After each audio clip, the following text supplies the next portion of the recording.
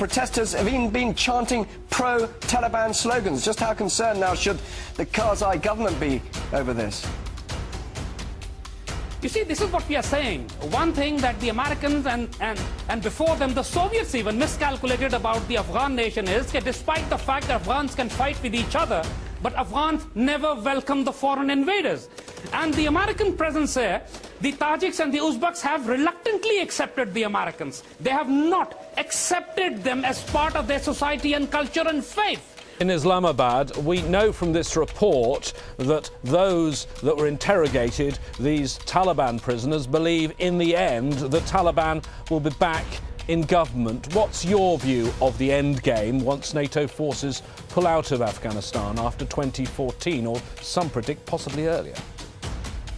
You see, the point is, the Taliban, just like the Afghan resistance of the 80s, we were sure at that time that sooner or later we would beat the Soviets, we would push them out of Afghanistan. And that euphoria exists in the Afghan resistance even today.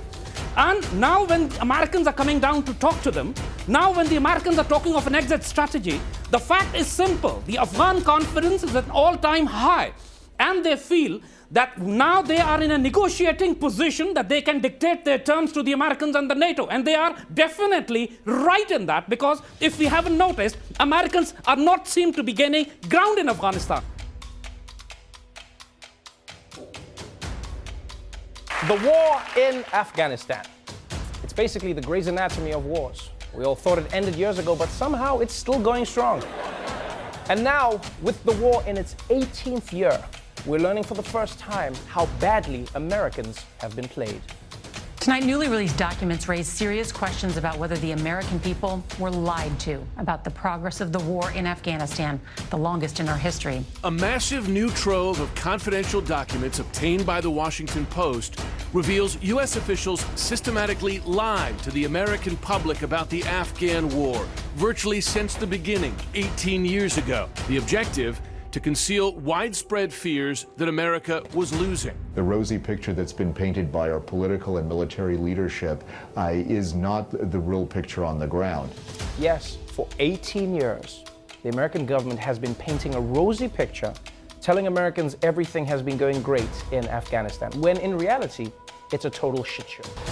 अब वक्त आ गया है कि पाकिस्तान अपनी Afghan policy को मुकम्मल तौर पर तब्दील कर दे। पिछले 20 बरस से पाकिस्तान जिस अफगान पॉलिसी को लेकर चल रहा है, उसमें हमें 1 लाख से ज़ायद शहादतें मिली हैं, 150 अरब डॉलर से ज़ायद पाकिस्तान को नुकसान हुआ है, और पाकिस्तान तकरीबन तबाही के इतने दहाने तक पहुंच चुका था कि 2007 में CIA की असेसमेंट थी कि 2015 तक पाकिस्तान दुनिया के नक्शे पर इस हैसियत से मौजूद नहीं रहेगा। मुशर्रफ की हुकूमत हो, जरदारी की हो, नवाज शरीफ की हो, या उसके बाद आज इमरान की, अफगान पॉलिसी हमारी वही है, वही तबाहकुन अफगान पॉलिसी है जो 9/11 के बाद हमने बनाई थी। हम क्यों ये बात कर रहे हैं कि अफगान पॉलिसी तब्दील करने की जरूरत है, तो उसकी वजूहात हमें तारीख में तलाश करनी पड़ेगी। जब से पाकिस्तान बना है, 1947 से ही लेकर पाकिस्तान के अंदर मुसलसल अफगानिस्तान की जानिब से फसादात और दरअंदाजियां होती रही हैं। बाकायदा हमले किए गए हैं, जंगें पाकिस्तान के खिलाफ बर्पा की गई हैं, पख्तूनिस्तान और बलूचिस्तान की आज़ादी की बगावतों को भरपूर हिमायत दी गई है अफगानिस्तान की जानिब से, और पश्तूनिस्तान का फसाद तो आज तक जारी है। तमाम वो दौर पाकिस्तान बनने के बाद से लेकर, चाहे वो ज़ाहिर शाह का दौर हो, फिर उसकी हुकूमत के बाद सरदार दाऊद का, और उसके बाद काबुल हुकूमत में जो कम्युनिस्ट रजीम्स थी, खल्क और परचम पार्टी की, बबरक कारमल हो, नजीब हफीजुल्लाह अमीन हो या तरक्की हो, हत्ता के 1979 में जब सोवियत इन्वेजन अफगानिस्तान में होती है और उसके बाद नजीबुल्लाह की हुकूमत आती है, उस वक्त से लेकर 1996 तक, 1996 तक पाकिस्तान के अंदर सिर्फ फसाद, दहशतगर्दी, जंगें अफगानिस्तान की जानिब से आती रही हैं। ये मसला सिर्फ 1-2 साल का नहीं है। जैसे कहा, पाकिस्तान बनने के वक्त से लेकर अफगानिस्तान पाकिस्तान के वजूद को तस्लीम नहीं करता रहा। ड्यूरेंट लाइन का फसाद इन्होंने हमेशा से ही मचा के रखा हुआ है कि हम ड्यूरेंट लाइन को तस्लीम नहीं करते। ہم تاریخ کے آئینے میں اگر دیکھیں تو صرف 1996 سے لے کر 2001 تک 1996 سے 2001 کے درمیان کا وہ وقفہ ہے جب افغانستان پر جب کابل پر افغان طالبان کی حکومت تھی. یہ وہ وقت ہے کہ جب پاکستان میں کوئی دہشت گردی نہیں ہو رہی تھی. پہلی مرتبہ پاکستان افغانستان تعلقات اس حد پر پہنچ چکے تھے کہ بھارت کا تمام صفایا کر دیا گیا تھا افغانستان سے. پاکستان میں کوئی ٹی ٹی پی, کوئی بی ایل اے, کوئی دہشت گردی نہیں ہو رہی تھی. اور پہلی مرتبہ ایک امن اور سکون کا دور تھا کہ پاکستان میں ہر طرح سے ہماری مغربی سرحدیں محفوظ ہو چکی تھی. جیسے کہا کہ تاریخ کو اگر آپ اٹھا کے دیکھیے تو مسلسل پاکستان میں دہشت گردی افغانستان کی جانب سے ہوتی رہی ہے. چاہے الذوالفقار پیپلز پارٹی کی بنائی ہوئی دہشت گرد تنظیم ہو جو 80s میں بنی, اس کا مرکز بھی کابل تھا. ہم پی آئی اے کا جہاز اغوا کر کے سلام اللہ ٹیپو جو تھا, مرتضیٰ بھٹو, یہ سارے لوگ اس کو کابل لے کر گئے تھے, جہاں پر ہمارے رحیم ہمارا جو ایمبیسڈر تھا, ایک ڈپلومیٹ تھا, اس کو بھی شہید کیا گیا تھا. اور کابل سے پھر وہ جہاز شام بھیجا گیا تھا جہاں پہ حافظ الاسد کی حکومت تھی جو اگین بھٹو کی حمایتی تھی. بشار الاسد, حافظ الاسد کی حکومت, صدام حسین اور لیبیا کا قذافی, یہ سب بھٹو کے بہت نزدیک تھے اور کھل کر یہ الذوالفقار کی مدد کرتے تھے پاکستان میں دہشت گردی کرنے کے لیے. اس کے ساتھ ساتھ خاد اور کے جی بی, سوویت انٹیلیجنس اور افغان انٹیلیجنس. پوری 80s کی دہائی پاکستان میں صرف دہشت گردی ہوتی رہی ان تمام دہشت گرد تنظیموں کی جانب سے. 1996 میں جب افغان طالبان آئے تو پہلی مرتبہ بھارت کا اثر و رسوخ افغانستان سے ختم کیا گیا. 9/11 کے بعد جب امریکنز نے افغان طالبان کو ہٹا دیا اور ان کی جگہ پر وہی پرانے کمیونسٹ ایلیمنٹس واپس آ گئے کابل میں, اس وقت سے لے کر آج تک پاکستان میں 1 لاکھ شہادتیں ہو چکی ہیں. $150 ارب سے زائد ہم نقصان کر چکے ہیں. تو کیوں پاکستان مسلسل اصرار کر رہا ہے اس بات پر کہ ہم کابل کی ایک ناجائز پپٹ رجیم کو, ایک کٹ پتلی حکومت کو افغانستان کی جائز حکومت تصور کرتے ہوئے اس کے ساتھ وہی سفارتی تعلقات رکھیں گے جو عالمی سطح پر کسی بھی جائز حکومت کے ساتھ رکھا جاتا ہے, چاہے کارزائی کی حکومت ہو یا اشرف غنی کی حکومت ہو. اس کے اطراف میں جتنے اس کی intelligence, Afghan N D S ہے یا افغان آرمی ہے, وہ سارے ایلیمنٹ ہیں جو پرانے کمیونسٹ ہیں, جو پاکستان کے دشمن ہیں, پاکستان مخالف ہیں, اور ان کے ہاتھوں سے پاکستانیوں کا خون ٹپک رہا ہے. ہمارا تقریباً ایک پورا ڈویژن 12-13 ہزار افسر اور جوان شہید اور زخمی ہو چکے ہیں ان کے ہاتھوں ضائع ہوئے, 1 لاکھ سے زائد جیسے کہا پاکستانی. تو کیوں, یہ کیا وجہ ہے کہ ہم مسلسل ابھی تک وہی پالیسی اپنائے ہوئے ہیں جو امریکنز ہمیں ڈکٹیٹ کرتے ہیں. مشرف کے بارے میں کہا گیا کہ انہوں نے صرف امریکن پالیسی, امریکہ کے ایک فون کال کے اوپر سرنڈر کر دیا اور پورا پاکستان اور اس کے ہوائی راستے, زمینی راستے امریکنز کو دے دیے. مگر کیا بعد والی حکومتوں نے کوئی تبدیل کیا؟ نہیں. ہم نے افغان طالبان کو کبھی بھی آفیشلی ریکگنائز نہیں کیا, عزت نہیں دی. ہمیں افغانستان کو کیسے ڈیل کرنا چاہیے تھا, اس کے لیے ہمیں ترکی سے سیکھنا پڑے گا. ترکی کے ہمسائے میں بھی 2 ملک, شام اور عراق, وہاں بھی امریکنز نے حملہ کیا اور تباہ و برباد کر کے رکھ دیا. وہاں بھی دہشت گرد تنظیمیں بنائی گئی جس طرح پاکستان کے سرحد کے بعد ٹی ٹی پی, تحریک طالبان اور بی ایل اے کو بنایا گیا. ترکی نے کیا کیا؟ ترکی نے اپنی فوجیں عراق اور شام دونوں ملکوں میں داخل کی, اثاثے پیدا کیے, اپنے مسلح گروہ تیار کیے. خود جو مسلح گروہ موجود تھے عراق میں اور شام میں, ان کو اپنی سرپرستی میں لیا اور ان کے ذریعے ان تمام دہشت گرد گروہوں کے خلاف مسلح کارروائیاں کی جو ترکی کے خلاف کارروائی کرنے جا رہے تھے, چاہے وہ پی کے کردش ہوں, چاہے وہ آئیسس داعش ہو, یا اس کے علاوہ کوئی اور دہشت گرد گروہ.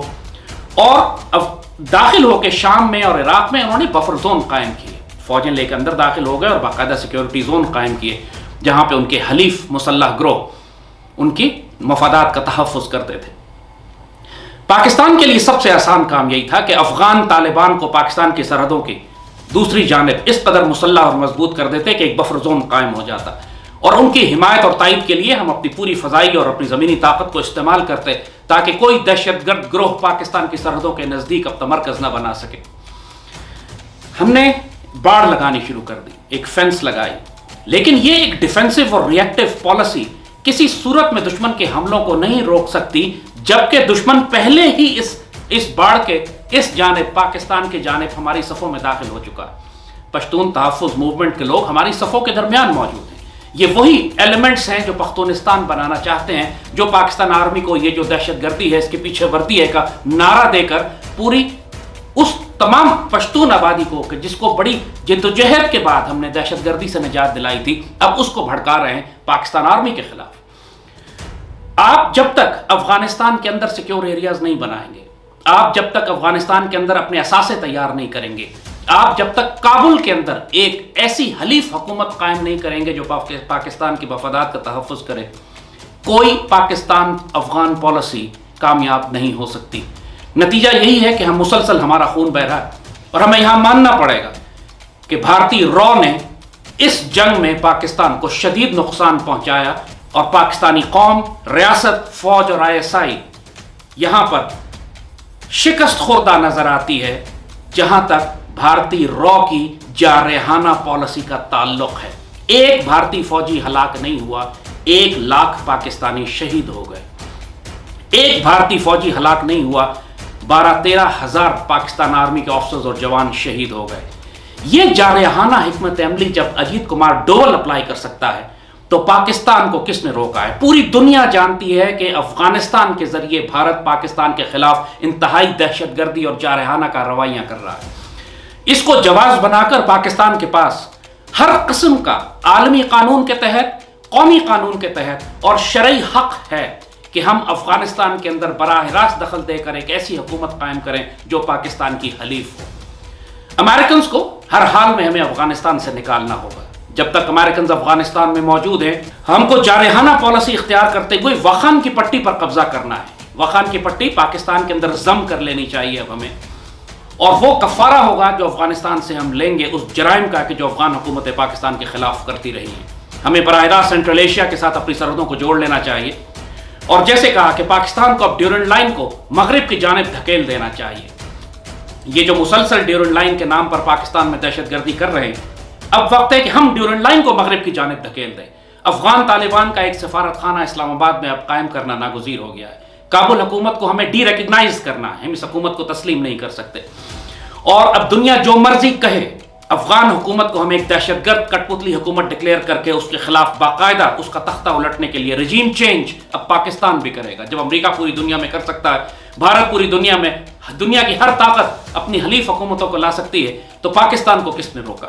ہمیں ایک جارحانہ حکمت عملی کے تحت ایک کابل میں رجیم چینج کی ضرورت ہے, اور وہاں پہ افغان طالبان چاہے کوئی ان کو پسند کرے یا نہ کرے, چاہے کوئی ان کے نظریے کو قبول کرے یا نہ کرے, بات صرف جیو پالیٹکس کی ہو رہی ہے, اور وہ سیدھی سی بات ہے کہ ان کا کابل میں ہونا پاکستان کے مفادات میں ہے. افغان طالبان بھارت کے ازلی ابدی دشمن ہیں. افغان طالبان کے ہوتے ہوئے کوئی داعش, کوئی TTP, کوئی خوارج اور کوئی BLA پاکستان کے خلاف کارروائی نہیں کر سکتی. پاکستان کب اپنی اس پالیسی کو تبدیل کرے گا یہ اللہ بہتر جانتا ہے. جیسے کہا 20 سال ہو چکے ہیں, 3 حکومتیں گزر چکی ہیں, تقریباً یہ 4تھی حکومت ہے. اس کے باوجود ہم اسی پاگل پن کو فالو کر رہے ہیں جس کے نتیجے میں مسلسل ہماری لاشیں گر رہی ہیں, ہماری جانوں کی, ہمارے سپاہیوں کی, ہمارے سویلینز کی, ہماری قربانیاں ہمیں دینی پڑ رہی ہیں. اور ہم ایک ریئیکٹیو ڈیفنسو پالیسی کے تحت صرف باڑ لگا کے اپنے آپ کو اس کے پیچھے چھپانے کی کوشش کر رہے ہیں, جبکہ دشمن آلریڈی باڑ کو کراس کر کے ہماری صفوں میں داخل ہو چکا ہے. بھارت کی ساری اسٹریٹجی جو مشرق کی جانب سے پاکستان پر حملہ کرے گا وہ یہی ہے کہ مغرب سے افغانستان کی جانب سے دہشت گرد ایلیمنٹس کو, اور جو ہماری صفوں میں آلریڈی وہ داخل کر چکا ہے, ان کو بھی پاکستان آرمی کی پشت پر چھوڑ دیا جائے گا. پاکستان آرمی مشرق میں بھی لڑے گی, مغرب میں بھی لڑے گی, اور اس کی پشت بھی غیر محفوظ ہوگی. یہ جو ہم شدید غلطیاں پچھلے 20 سال کر چکے ہیں, آنے والے وقتوں میں اس کا بہت بھاری کفارہ ہم کو دینا پڑے گا. ابھی بھی وقت ہے کہ پاکستان کو انتہائی جارحانہ پالیسی اختیار کرتے ہوئے فیصلہ کن طور پر یہ فیصلہ کرنا پڑے گا کہ ہم کابل میں ایک ایسی حکومت رکھیں گے جو پاکستان کی حلیف اور حمایتی ہوگی, اور کسی صورت میں کسی دہشت گرد گروہ کو افغانستان میں اجازت نہیں دے گی کہ پاکستان کے خلاف کارروائی کرے. اس کے لیے ہمیں افغان طالبان کو جو مرضی حمایت دینی پڑے, مسلح طاقت ہو, فائنینشیل ہو, ڈپلومیٹک ہو, پولیٹیکل ہو, ہر قسم کی سپورٹ افغان طالبان, کیونکہ اب پوری دنیا افغان طالبان کو ریکگنائز کر چکی ہے. وہ امریکہ بذات خود گھٹنوں پر آ کر افغان طالبان سے معاہدے کرنے کی کوشش کر رہا ہے, اور اب اگر امریکنز نے اس معاہدے کو توڑا جو افغان طالبان کے ساتھ وہ کر چکا ہے, تو پھر ایک مرتبہ پھر جنگ بھڑک اٹھے گی افغانستان میں, اور اس بھڑکی ہوئی جنگ میں بھارت کو پھر موقع ملتا ہے کہ داعش اور TTP اور BLA جیسے دہشت گرد گروہوں کو افغانستان میں منظم کر کے پاکستان کے خلاف दोबारा से लॉन्च करे।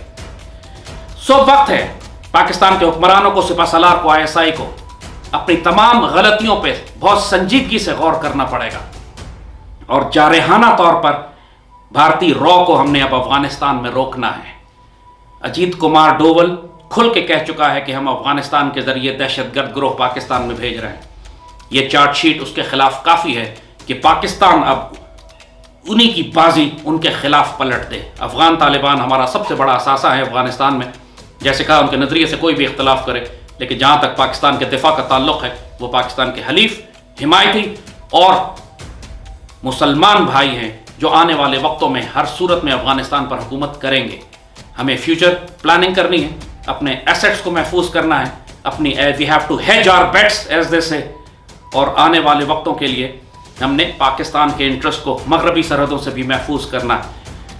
अब वक्त नहीं है ज़्यादा हमारे पास, भारत बिल्कुल हमला करने के लिए तैयार है। मैं बहुत जोर दे के ताकीद से हुकूमत पाकिस्तान से कहूँगा कि मुशर्रफ दौर की, जरदारी दौर की, नवाज शरीफ दौर की अफगान पॉलिसी को तब्दील करें। यह खुदकुशी पाकिस्तानी रियासत को यह तबाह करवा देगी। अब वक्त है कि हम अमेरिका के सामने आंखों में आंखें डालकर खड़े हों और उससे तलब करें टाइम टेबल कि हम अफगानिस्तान से कब निकलते हो। अगर अफगानिस्तान में थोड़ी बहुत सिविल वॉर होती भी है तो वो सिविल वॉर पाकिस्तान के मफादात को नुकसान नहीं पहुंचाएगी, ना उससे दहशतगर्दी पाकिस्तान में दाखिल होगी। इतनी इस ऑक्यूपेशन फोर्स को, गैर मुल्की ताकतें जो अफगानिस्तान में मौजूद हैं, जिनके साए में भारत पाकिस्तान से जंग कर रहा है, अब उन गैर मुल्की ताकतों को भी अफगानिस्तान से निकालने का वक्त आ चुका है।